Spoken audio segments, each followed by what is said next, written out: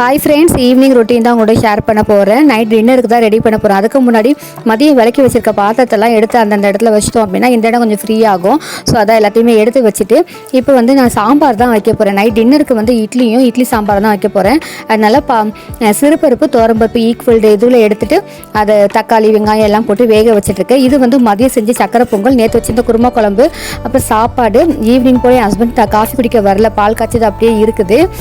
So இங்கே வந்து இப்போ வந்து தாளிச்சிட்டு மிளகாத்தூள்லாம் போட்டு கொதிக்க வச்சுட்டு அதுக்கப்புறம் வேக வச்சு இந்த பருப்பையும் ஆட் பண்ணிவிட்டு எவ்வளோ வேணுமோ தண்ணி ஊற்றி நல்லா கொதிச்சிட்ருக்கு. அதுக்கு இடையில வந்து இட்லியும் ஊற்றிடலாம் அப்படின்னு சொல்லிட்டு இட்லியும் ஊற்றிட்டேன்.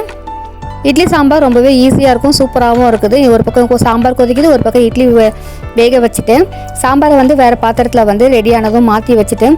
இருக்கிற பாத்திரத்தெல்லாம் விளக்கி வச்சுட்டா கொஞ்சம் வேலை ஃப்ரீ ஆகும். ஏன்னா இப்போ நான் சாப்பிட மாட்டேன், சாப்பிட்றதுக்கு கொஞ்சம் லேட் ஆகும். என் ஹஸ்பண்ட் வரதுக்கு இன்னுமே லேட் ஆகும். ஸோ அதனால் இருக்கிற பாத்திரத்தை எல்லாத்தையுமே விளக்கி வச்சுட்டு கவுண்டர் டாப்பெல்லாம் க்ளீன் பண்ணிட்டேன். நைட்டு எப்போவுமே அப்படி தான் கவுண்டர் டாப் எல்லாமே க்ளீன் பண்ணி வச்சு தான் தூங்க போவேனே. தேங்க்யூ ஃப்ரெண்ட்ஸ், பாய்.